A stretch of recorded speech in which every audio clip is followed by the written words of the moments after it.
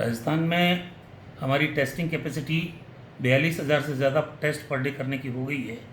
हम पिछले 15 दिन पहले 14,000 टेस्ट पर डे करीब करीब कर रहे थे, 14 से 15,000। ये हमने पिछले 15 दिन में 10,000 पर डे टेस्ट बढ़ाए हैं। अब राज्य में 25,000 टेस्ट पर डे हो रहे हैं। जितने ज़्यादा हम टेस्ट कर रहे हैं, क्योंकि ये पहले भी हमने कहा है कि जो सिम्टोमेटिक हैं, जिनमें लक्षण है, वो तो 10% केसेज आ रहे हैं। 90% लोग तो वो हैं जो एसिम्टोमेटिक हैं। अगर हम टेस्ट नहीं करेंगे तो पता ही नहीं चलेगा कि कौन पॉजिटिव है और वो कितने लोगों में स्प्रेड कर देगा इस वायरस को। ये सही है कि 1 जुलाई से 15 जुलाई के बीच में लगातार पॉजिटिव केसेस की संख्या बढ़ी, लेकिन ये इसलिए बढ़ी कि हमारी टेस्टिंग हमने बढ़ाई है। और जितनी टेस्टिंग होगी, जितना पॉजिटिव केसेस सामने आएंगे, उतना ठीक है।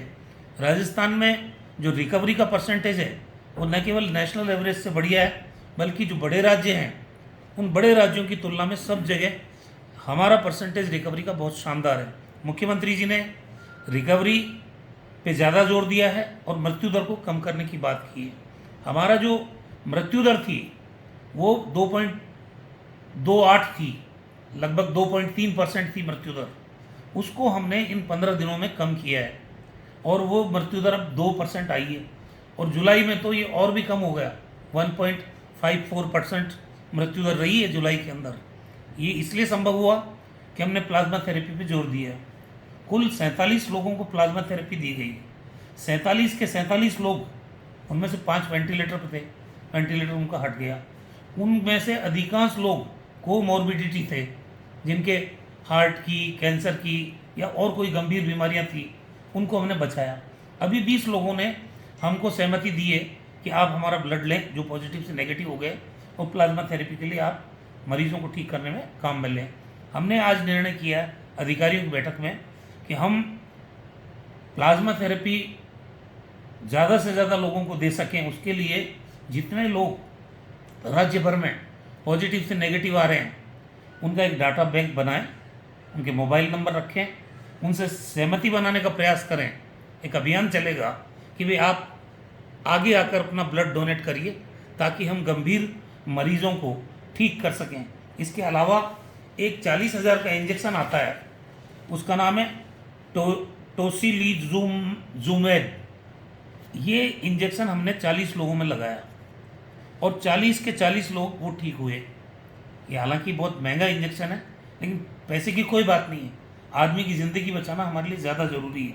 उसके अलावा जो हमारे डॉक्टर्स ने 4 दवाओं का कॉम्बिनेशन पहले निकाला था, वो 4 दवाओं का कॉम्बिनेशन जो क्लोरोक्वीन का था, टेमीफ्लू का था, रोपिनावीर का था, रोटिनावीर का था, लोपिनावीर का था, वो कॉम्बिनेशन बराबर हम लोग मरीजों को भर्ती जो हैं उनको दे रहे हैं।